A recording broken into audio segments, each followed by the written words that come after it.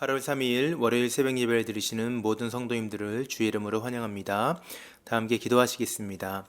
좋으신 하나님 감사합니다. 이 새벽에 주님 앞에 나와서 예배하는 모든 성도님들의 삶 가운데 오늘 이 새벽에 말씀으로 임하시는 하나님, 기도로 임하시는 성령의 능력이 경험되는 귀한 시간 될 수 있도록 축복하여 주옵소서. 우리의 영혼이 목마른 사슴같이 하나님을 찾는 시간 될 수 있도록 도와주시고, 하나님 그 가운데 마르지 아니하시는 성령 하나님의 은혜가 우리 가운데 충만히 흘러넘칠 수 있는 귀한 시간 되게 축복하여 주옵소서. 감사하며 예수님의 이름으로 기도하였습니다. 아멘. 오늘 하나님께서 우리에게 주시는 말씀은 고린도전서 1장 10절에서 17절까지의 말씀입니다. 고린도전서 1장 10절에서 17절 말씀을 제가 읽도록 하겠습니다. 형제들아, 내가 우리 주 예수 그리스도의 이름으로 너희를 권하노니 모두가 같은 말을 하고 너희 가운데 분쟁이 없이 같은 마음과 같은 뜻으로 온전히 합하라. 내 형제들아, 글로의 지편으로 너희에 대한 말이 내게 들리니 곧 너희 가운데 분쟁이 있다는 것이라. 내가 이것을 말하거니와 너희가 각각 이르되 나는 바울에게, 나는 아볼로에게, 나는 게바에게, 나는 그리스도에게 속한 자라 한다는 것이니 그리스도께서 어찌 나뉘었느냐? 바울이 너희를 위하여 십자가에 못 박혔으며 바울의 이름으로 너희가 세례를 받았느냐? 나는 그리스보와 가이오 외에는 너희 중 아무에게도 내가 세례를 베푸지 아니한 것을 감사하노니 이는 아무도 나의 이름으로 세례를 받았다 말하지 못하게 하려 함이라. 내가 또한 스데바나 집 사람에게 세례를 베풀었고 그 외에는 다른 누구에게 세례를 베푸는지 알지 못하노라. 그리스도께서 나를 보내심은 세례를 베풀게 하려 하심이 아니요 오직 복음을 전하게 하려 하심이로되 말의 지혜로 하지 아니함은 그리스도의 십자가가 헛되지 않게 하려 함이라. 아멘. 오늘 하나님께 주시는 이 말씀을 가지고 오늘부터 첫 걸음이라는 제목으로 은혜 나누기 원합니다. 우리가 잘 아는 작심삼일이라는 말이 있죠. 내가 결단한 것을 3일 이상 하지 못하는 모습을 이야기하는 것입니다. 그러나 작심삼일도 매일매일 할 수 있다면 평생의 삶의 습관을 만들 수 있는 그런 계기가 되기도 하는 것 같습니다. 오늘 우리가 함께 나눌 이 말씀을 통해서 우리는 교회에 대한 이야기를 함께 살펴보기를 원합니다. 우리가 함께 교회로서 지향하고 바라봐야 될 자리를 살펴보는 시간이 되었으면 좋겠고, 그리고 우리가 전에도 한번 그 자리를 본 적이 있다라면 오늘 다시 한 번 더 그 발걸음을 내딜 수 있는, 그래서 오늘 마치 첫 걸음을 떼는 사람과 같이 하나님 앞에서 결단할 수 있는 그런 아침이 되기를 간절히 소원합니다. 오늘 교회에 등장하는 고린도 교회는 많은 것을 가진 교회였습니다. 그러나 그 안에는 당파 싸움이 있었고 지적인 자만과 또 부도덕이 있었으며 잘못된 영적인 가르침과 같은 많은 문제 또한 가지고 있었던 그러한 교회 공동체였습니다. 이러한 교회 공동체를 다시 회복하기 위해서 바울은 고린도전서 또 고린도후서라는 편지를 보내게 되는 것입니다. 교회가 교회답게 되는 정체성의 표준이 무엇인지에 대해서 답을 찾을 수 있는 매우 귀한 서신인 줄로 믿습니다. 우리가 이 말씀을 함께 오늘 묵상하면서 우리 삶 가운데 두 가지를 적용해 보기를 원합니다. 첫 번째, 기억하기 원하는 영적인 교훈은 그저 그런 교회가 아닌 온전한 교회를 지향하라는 것입니다. 그저 그런 교회가 아닌 온전한 교회를 지향하라. 고린도 교회는 바울이 18개월이나 머물러 시간을 보냈던 그러한 신앙 공동체였습니다. 바울이 고린도에서 그의 평생 동역자가 되어준 아굴라와 브리스길라를 만날 수 있었던 곳이었고, 그리고 그는 고린도전서 9장 2절에서 고린도 교회가 그에게 있어 자신의 사도직을 인치시는 하나님의 도구가 되었다라고 고백하기도 합니다. 그 후에는 실라와 또 디모데가 그의 고린도 사역에 동참하여서 정말 성경에 기록된 최고의 팀워크를 발휘하는 그런 사역을 감당할 수 있게 했던 것도 바로 고린도 지역에서 있었던 일이었습니다. 그들은 함께 고린도 지역을 복음화할 수 있었으며 또한 많은 열매를 거둘 수도 있었습니다. 그들의 삶이 단순히 사역을 위해서 만난 것이 아니라 그 삶 자체가 교회가 되었고 그 모습이 많은 열매로 하나님 앞에 드려졌음을 우리가 교회 역사 가운데 확인할 수가 있다는 것입니다. 이렇게 열심히 땀 흘려 세워갔던 고린도 교회의 모습의 성장을 사도행전 18장 8절에서는 이렇게 기록을 하고 있습니다. 또 회당장 그리스도가 온 집안과 더불어 주를 믿으며 수많은 고린도 사람도 듣고 믿어 세례를 받더라라고 말하고 있습니다. 많은 열매가 있다는 것을 알 수가 있죠. 바울은 수많은 동역자들과의 만남이 있었던 고린도 교회에서의 시간을 뒤로하고 에베소에 머물게 됩니다. 그리고 에베소에 머물 때 고린도 교회의 소식을 다시 한번 듣게 되죠. 고린도 교회는 바울 자신이 매우 연약하다고 느꼈을 때, 자신이 가장 낮아졌다고 느꼈을 때 그 자리에서 약한 가운데 강함 되시는 하나님의 능력, 그 은혜를 경험했던 자리였습니다. 그렇기 때문에 그에게 있어서 고린도 교회는 참으로 사랑스러운 공동체일 수밖에 없다라는 것을 우리가 기억할 수 있기를 바랍니다. 그런 고린도 교회의 어려움이 생겼다는 소식을 들은 바울은 급하게 편지를 써 내려갔고, 바로 그 편지가 우리가 함께 오늘 읽고 있는 고린도 전서이라는 것입니다. 그 편지를 통해서 바울은 고린도 교회에 분쟁이 있다는 사실을 기록하고 있습니다. 10절과 11절 말씀입니다. 이렇게 기록하고 있죠. 형제들아, 내가 우리 주 예수 그리스도의 이름으로 너희를 권하노니 모두가 같은 말을 하고 너희 가운데 분쟁이 없이 같은 마음과 같은 뜻으로 온전히 합하라. 내 형제들아, 글로의 집 편으로 너희에 대한 말이 내게 들리니 곧 너희 가운데 분쟁이 있다는 것이라. 바울이 고린도를 떠난 후 고린도 교회는 각기 다른 인물들, 다른 교회 리더를 따르는 파벌들이 생겼다는 것을 우리가 알 수가 있습니다. 이 소식을 들은 바울의 마음은 큰 아픔이 있었을 것입니다. 그는 형제들아라는 표현을 10절과 11절에 사용하고 있고, 고린도전서 전체를 봤을 때는 39번이나 형제들아라는 표현을 사용하고 있습니다. 고린도 교회를 정말 가족과 같이 생각했던 바울의 애틋한 마음이 너무나 잘 드러난 대목이라고 할 수 있을 것입니다. 10절에서 말하는 분쟁이라는 것은 서로 일치하지 않은 상태에서 나누어지는 모습을 말하는데, 좀 더 원어적인 표현을 생각해 보자면 잘라내어 버린다라는 의미를 담고 있는 것입니다. 그리스도의 몸을 잘라서 나누는 행위를 의미하는 것이죠. 서로 일치하지 않는 마음의 자리가 그리스도의 몸인 교회를 잘라서 나누는 결과를 낳았다라는 것입니다. 11절에 나오는 분쟁이라는 것은 10절과는 다른 표현인데, 이것은 다툼, 싸움, 논쟁을 의미하는 것입니다.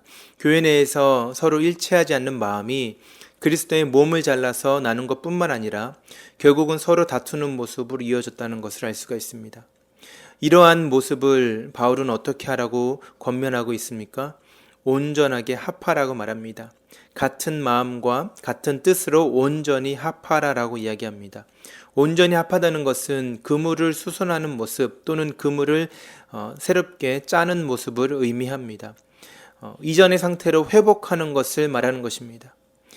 겉모습은 여전히 하나로 보였던 고린도 교회가 그 속은 다 갈라져 있었습니다. 그들의 마음은 갈라져 있었습니다. 고린도 교회를 멀리서 봤던 누군가는 어쩌면 저 교회는 참 괜찮다라고 말했을 수도 있을 것입니다. 그 당시 참으로 중요하게 생각했던 성찬도 변함없이 진행이 되었다는 사실을 우리는 고린도전서 11장에서 확인할 수가 있습니다. 그러나 바울은 겉모습이 아니라 그 속이 건강한 교회 공동체를 세우기를 원했던 것입니다. 겉모습이 아닌 속이 온전한 교회가 되어야 합니다. 다양한 이유로 찢겨진 그리스도의 몸이 하나로 회복되었을 때 그때 비로소 맡겨진 사명을 완수할 수 있기 때문에 그렇습니다. 고린도 교회의 갈라진 마음을 그물을 수선하는 것처럼 온전케 했을 때 다시 한번 영혼을 낚는 어부의 사명을 감당할 수 있게 되기 때문에 그렇습니다. 이 온전함이 참으로 중요한 줄로 믿습니다. 그저 그런 적당한 교회가 되어서는 안 된다라는 것입니다. 겉으로 보기에 그냥 괜찮은 교회, 겉으로 보기에 사람들이 많이 모이는 교회, 그저 그런 교회가 아니라 온전하여진 교회가 되는 것을 사모하고 바라보는 것이 우리에게는 필요한 줄로 믿습니다. 왜냐하면 하나님의 교회는 그저 그런 모습이 아니기 때문에 그렇습니다. 라오디게아 교회의 모습을 기억하십니까? 뜨겁지도 아니하고 차지도 아니하는 교회가 되어서는 안 된다라는 것을 우리가 여기서 발견할 수 있어야 됩니다. 이 정도면 되지 않았을까라는 생각은 없습니다. 교회라는 것은 그리스도의 장성한 분량에 이르기까지 스스로를 끊임없이 돌아보고 연단하여 성장과 성숙의 열매를 맺어가는 것이 필요한 줄로 믿습니다. 사랑하는 성도 여러분, 모든 교회 공동체에는 약점이 있기 마련입니다. 우리 자신의 삶도, 어쩌면 우리의 가정도, 우리가 함께 섬기는 이 교회 공동체도 모든 자리에서는 약점이 있기 마련입니다. 그러나 오늘도 우리는 회복을 소망해야 되는 줄로 믿습니다. 그저 그런 교회, 시간이 지나면 어쩔 수 없어라고 말하는 그러한 교회 공동체 또는 우리의 가정 또는 나의 삶으로 이야기되는 나라는 사람의 교회, 그렇게 되는 것이 아니라 오늘도 우리는 회복을 소망하며 한 걸음 한 걸음 하나님 앞에 나아가야 되는 줄로 믿습니다. 그리고 그 안에서는 우리는 온전해지는 것을 강구해야 될 것입니다. 이것이 우리가 오늘 본문을 통하여서 함께 묵상하기 원하는 첫 번째 영적인 교훈입니다. 그저 그런 교회가 아닌 온전한 교회를 지향하라는 것입니다. 그러면 두 번째로 과연 우리는 어떻게 온전해질 수 있을 것인가? 본문에서는 그것을 교회됨의 본질을 붙드는 모습으로 우리에게 가르치고 있습니다. 두 번째 함께 기억하기 원하는 영적인 교훈은 이러한 것입니다. 늘 본질로 씨름하는 교회를 지향하라. 늘 본질로 씨름하는 교회를 지향하라는 것이에요. 12절에서 16절 말씀 같이 읽겠습니다. 내가 이것을 말하거니와 너희가 각각 이르되 나는 바울에게, 나는 아볼로에게, 나는 게바에게, 나는 그리스도에게 속한 자라 한다는 것이니 그리스도께서 어찌 나뉘었느냐? 바울이 너희를 위하여 십자가에 못 박혔으며 바울의 이름으로 너희가 세례를 받았느냐? 나는 그리스보와 가이오 외에는 너희 중에 아무에게도 내가 세례를 베푸지 아니한 것을 감사하노니 이는 아무도 나의 이름으로 세례를 받았다 말하지 못하게 하려 함이라. 내가 또한 스데바나 집 사람에게 세례를 베풀었고 그 외에는 다른 누구에게 세례를 베풀었는지 알지 못하노라. 고린도 교회는 다양한 교회의 리더들 이름으로 파벌이 형성되어 있었는데 그 가운데서 내가 누구에게 세례를 받았는가를 중요하게 다뤘던 것을 우리가 여기서 알 수가 있습니다. 바울은 이러한 모습 가운데 그들에게 질문하고 있습니다. 13절에서 그리스도께서 어찌 나뉘었느냐라는 것입니다. 이것을 좀 더 원어적 표현으로 한다면 그리스도께서 어찌 조각조각 분할되었느냐라고 말하는 것과 마찬가지입니다. 어찌 그리스도께서 조각조각 나뉘어졌느냐라는 것이죠. 사람에게 초점이 향하는 교회는 결국은 갈라지게 되어 있습니다. 갈라지는 모습을 다른 모습으로 우리가 표현할 수도 있겠지만 핵심은 사람에게 초점이 맞춰진 교회는 결국은 어려움을 겪게 된다는 것입니다.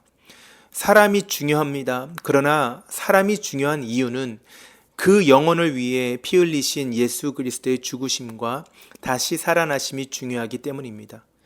본문에서 다뤄지는 세례의 가장 중요한 영적인 의미는 예수 그리스도와의 연합에 있습니다. 그와 함께 죽고 그와 함께 사는 것을 의미하는 것이죠. 오직 그 예수 그리스도 안에서 새롭게 시작되는 삶의 여정이 곧 교회가 되는 것입니다. 그렇기 때문에 바울이 말하는 온전함의 기준, 곧 본질은 예수 그리스도 안에 있다는 것을 우리가 다시 한 번 더 확인할 수 있기를 바랍니다. 교회의 모든 문제는 예수 그리스도를 향한 우리의 시선이 다른 곳으로 향할 때 일어납니다. 바울은 그리스도의 온전하심, 그리스도의 십자가, 그리고 나아가서는 그리스도의 주 되심을 상기시킴을 통하여 다시 한 번 더 고린도 교회의 시선을 예수 그리스도께로 집중하기를 원하고 있습니다.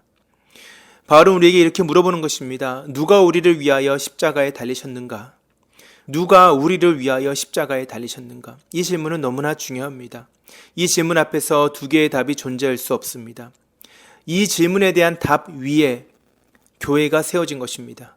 나라는 교회, 가정이라는 교회, 함께 모이는 남가주 사랑의 교회라는 이 교회가 결국은 이 메시지 위에, 이 질문에 대한 답 위에, 우리의 신앙 고백 위에 세워졌다는 것입니다. 누가 우리를 위하여 십자가에 달리셨는가? 그 어떠한 것도 교회를 위해 십자가에 달리신 예수 그리스도보다 먼저 될 수가 없다라는 것입니다. 예수의 십자가 그늘에 멈춰서는 연습이 늘 필요한 줄로 믿습니다. 제가 늘 하는 기도가 있습니다. 하나님, 예수님의 십자가를 스쳐 지나가지 않게 하여 주옵소서. 예수님의 십자가를 보았는데 그 십자가를 그냥 스쳐 지나가지 않게 하여 주옵소서. 어떤 때는 이 기도만 수십 번 되뇌이곤 합니다. 그때 주시는 은혜가 참으로 큰 줄로 믿습니다. 하나님, 예수님의 십자가를 내가 보고 그냥 지나가지 않게 하여 주옵소서. 그 그늘에 머무는 것입니다. 우리가 십자가를 바라보고 그 그늘에 머무는 것이 필요한 줄로 믿습니다. 그만큼 예수님의 십자가는 우리의 모든 것을 잠잠케 하는 능력이 있습니다. 우리의 갈라진 마음들, 우리의 서로 다른 생각들이 예수의 십자가 앞에 섰을 때 누가 우리를 위하여 십자가에 달리셨는가라는 질문 앞에 우리의 영혼이 어떠한 답을 가지고 나아갈 수 있겠냐는 것입니다. 오직 예수 그리스도가 우리 가운데 고백될 때에 교회는 본질로 돌아가는 것입니다. 17절 말씀에서 바울은 이렇게 이야기합니다. 그리스도께서 나를 보내심은 세례를 베풀게 하려 하심이 아니요 오직 복음을 전하게 하려 하심이로되 말의 지혜로 하지 아니함은 그리스도의 십자가가 헛되이 되지 않게 하려 함이라. 아멘. 예수님의 십자가로 씨름하는 공동체를 지향하며 나아갈 때 우리가 한 가지 더 중요하게 기억해야 될 것이 있습니다. 십자가 앞에서의 씨름이 복음의 증거가 되어야 한다는 것이에요. 십자가의 열매는 복음이 전해지는 것이 되어야 한다는 것입니다. 만약 아무리 십자가를 드러낸다고 하더라도, 십자가 앞에서 땀을 흘린다고 하더라도 그것이 복음을 전하는 증거가 되지 아니한다면, 사람의 것이 증거가 된다면 그것은 본질을 놓친 땀 흘림이 될 것입니다. 바울은 17절에서 그의 절규에 가까운 안타까운 마음을 토해내고 있습니다. 예수 그리스도의 몸이 조각조각 나눠질 수 없으며 십자가를 전하는 자리에서 예수가 아닌 사람이 기억될 수 없다는 것입니다. 이 본질을 붙들고 치열하게 씨름을 하는 것이 성도와 교회의 삶인 줄로 믿습니다. 우리의 상황은 언제나 어렵고 언제나 힘들고 언제나 낙심할 이유가 가득합니다. 그것이 이 땅에서 우리가 보내는 시간일 것입니다. 그러나 우리에게 주어진 교회로서의 사명은 상황이 변해도 변하지 않는다는 것입니다. 오직 십자가에 달리신 예수님을 통해서 복음이 이 땅 위에 한 번 더 선포되는 것입니다. 그 본질 앞에 가슴이 뛰는 우리가 되기를 간절히 원합니다. 우리의 시선이 다시금 그 사명으로 옮겨질 때 우리가 꿈꾸는 교회가 아니라 하나님이 꿈꾸시는 복음의 능력이 충만한 교회를 세워질 줄로 믿습니다. 고린도 교회를 향한 이 안타까움이 우리를 도전하는 그런 시간 되었으면 좋겠습니다. 고린도 교회가 바울에게 그러했던 것처럼 나의 땀 흘림이 가득한, 우리의 땀 흘림이 배어있는 우리의 가정과 우리의 삶과 그리고 남가주 사형의 교회라는 이 교회 공동체가 분쟁과 갈등 속에 있을 때, 어려움 속에 있을 때 참으로 속상할 수 있습니다. 그러나 교회는 회복될 수 있습니다. 기도해야 되는 것입니다. 말씀 앞에 끊임없이 나의 마음과 생각을 복종시켜야 하는 것입니다. 지향점이 너무나 중요합니다. 어디를 보고 걸어가고 있는가? 처음에는 큰 차이가 없어 보여도 그 한 걸음 한 걸음이 모였을 때 시간이 지나면 지날수록 그 차이는 더 커지게 되어 있습니다. 예수님을 주목하는 하루가 되시기를 바랍니다. 예수님처럼 생각하고 예수님처럼 행동하는 하루가 될 수 있기를 주의 이름으로 축복합니다. 그때 교회는 그저 그런 교회에서 온전한 교회로 서서히 변화될 것입니다. 코로나로 인하여서 어쩌면 모든 이들에게 새로운 삶의 기준이 생겼다라고 이야기하는 때를 우리가 살고 있습니다. 그런 상황 속에서 예전에는 모두가 동일한 것을 생각했던 그 자리조차도 어쩌면 이제는 새롭게 해석이 되어야 되는 그러한 상황이 될지도 모르겠습니다. 우리가 다시 한 번 더 우리가 우리의 교회를 생각하고 우리의 가정을 생각하고 우리의 삶을 생각했을 때 전에는 함께 동의했던 부분들도 이제는 가족 안에서 다른 의견이 나올 수도 있고, 전에는 함께 동일하게 생각했던 그 자리도 이제는 교회 안에서 서로가 다른 마음을 가질 수 있다는 것이 뉴노멀 시대에 우리가 받아들여야 되는 현상인 줄로 믿어요. 그럼에도 불구하고 그런 모든 상황 속에서 우리가 붙들 것은 교회의 본질 되시는 예수 그리스도인 줄로 믿습니다. 그 예수님의 십자가를 다시 한 번 더 붙들 수 있기를 간절히 바랍니다. 다시 한 번 더 우리의 모든 시선을 예수님께 고정하였을 때에 우리의 교회가 아니라 이것이 주님의 교회임을 고백할 수 있는 하나님의 은혜가 우리 가운데 임할 줄로 믿습니다. 우리의 입술을 통해서 나의 삶이 나의 것이 아니요, 우리의 가정이 우리의 것이 아니요, 우리의 교회가 우리의 것이 아니라 주님의 것임을 고백할 수 있을 때에 그때 교회는 회복되는 것입니다. 그때 교회는 온전해지는 것입니다. 그 귀한 발걸음을 오늘부터 다시 한 번 더 시작할 수 있는 복된 성도들의 삶이 될 수 있기를 주의 이름으로 축복합니다. 오늘부터 그 첫걸음을 뗄 수 있는 온 교회가 될 수 있기를 예수님의 이름으로 축복합니다. 함께 두 가지를 위해서 기도하도록 하겠습니다. 첫 번째는 예수님을 닮아 온전한 교회를 사모하는 우리의 삶이 되게 하옵소서. 헛된 것이 아닌 교회의 본질 되신 예수 그리스도의 십자가와 씨름할 수 있는 교회가 되게 하여 주옵소서. 두 번째로는 코로나 바이러스로 인하여서 힘들어하는 모든 성도들의 삶과 가정 가운데 하나님께서 속히 은혜를 베풀어 주셔서 그 가운데 회복의 역사를 경험하는 그런 모든 성도들의 삶과 가정 될 수 있도록 하나님 인도하여 주옵소서. 함께 합심하여서 간절히 한번 기도하시고 개인 기도로 나아가도록 하겠습니다. 같이 기도하겠습니다.